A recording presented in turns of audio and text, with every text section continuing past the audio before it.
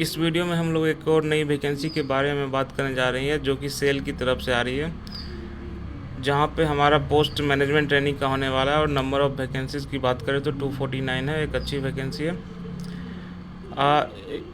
Steel authority of India company हमारे government of India के अंदर आती है, जो कि पब्लिक सेक्टर एक कंपनी है, बहुत बड़ी कंपनी है।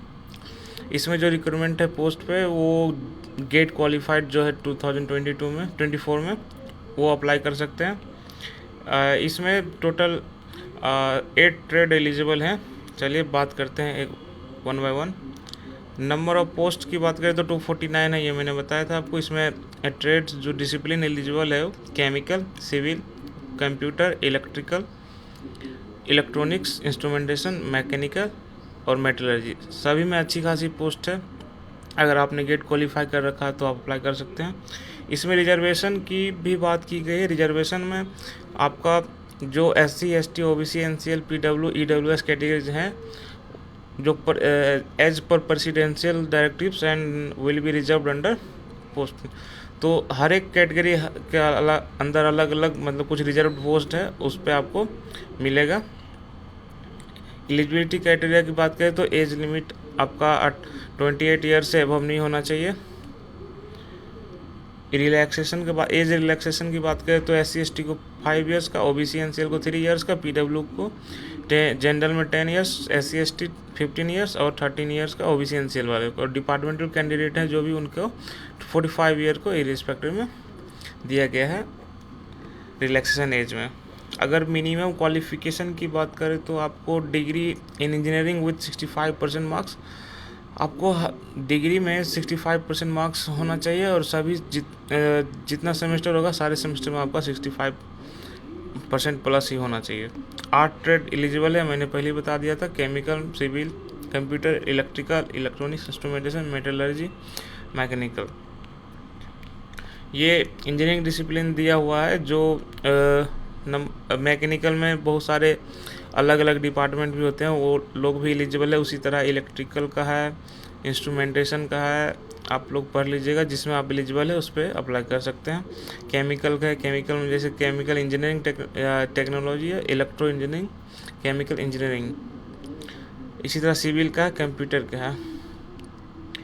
और रिलैक्सेशन इन क्वालिफिकेशन, हाँ कुछ क्वालिफिकेशन रिलैक्सेशन दिया गया है, जो कि SC, ST, PW और डिपार्टमेंटल कैंडिडेट हैं, उनको 55% मार्क्स ही मांगा गया है और ऑल सेमेस्टर में उतना ही होना चाहिए। उनको रिलैक्सेशन अच्छी खासी दी गई है। उसके बाद अगर हम बात करें मेडिकल स्टैंडर्ड्स, तो मेडिकल स्टैंडर्ड्स उसमें आपका वेट मिनिमम वेट आपको 45 kg होना चाहिए और हाइट 155 cm होना चाहिए। मायोपिया एंड हाइपरमेट्रोपिया, NAXD +- 4, ये सब आप पढ़ लीजिएगा। जो भी मेडिकल स्टैंडर्ड्स प्रोटोकॉल से गवर्नमेंट ऑफ इंडिया के अंदर, वो आपका फॉलो होगा। हाँ, ये भी एक क्वालिफाइंग है। अगर आप मेडिकल में फिट नहीं है तो आपको नहीं लिया जाएगा। सिलेक्शन प्रोसेस हमारा होने वाला है। पहले तो आपको डिग्री कंप्लीट होना चाहिए 2024 में।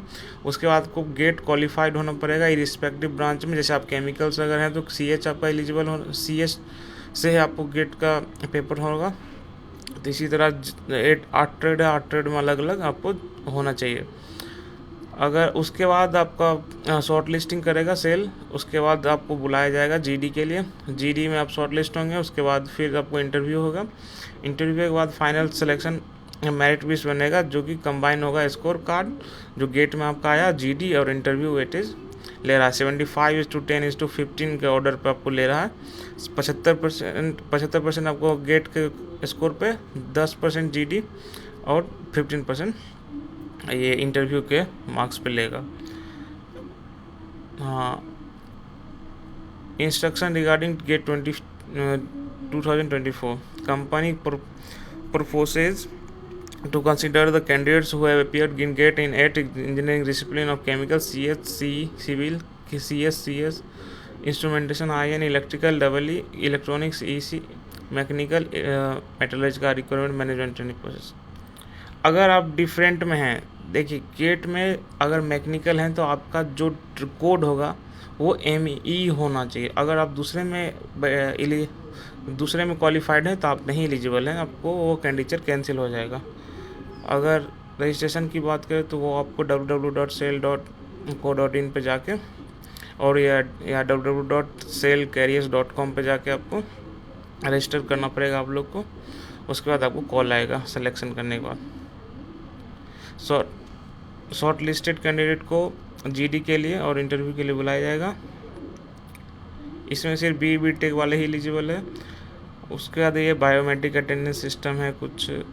उसके बाद ट्रेनिंग प्रोविज़न की बात करें तो आप जो सिलेक्टेड होंगे उसमें आपको मैनेजमेंट ट्रेनिंग की पोस्ट मिलने वाला है और 1 साल कंप्लीट होने के बाद आपको प्लेस्ड कर दिया जाएगा एज ए असिस्टेंट मैनेजर।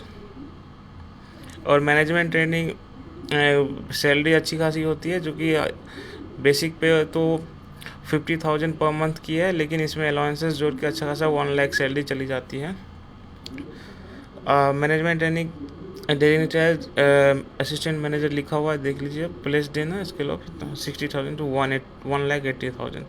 और इसके साथ साथ आपका सैलरी तो रहने वाली है, इसके साथ साथ अदर बेनिफिट्स बहुत सारा होता है इस सेल में, क्योंकि एक PSU कंपनी है, गवर्नमेंट ऑफ इंडिया के अंदर आती है, बहुत बड़ी कंपनी है, तो इसमें बहुत सारे बेनिफिट्स भी आपको मिल जाते हैं।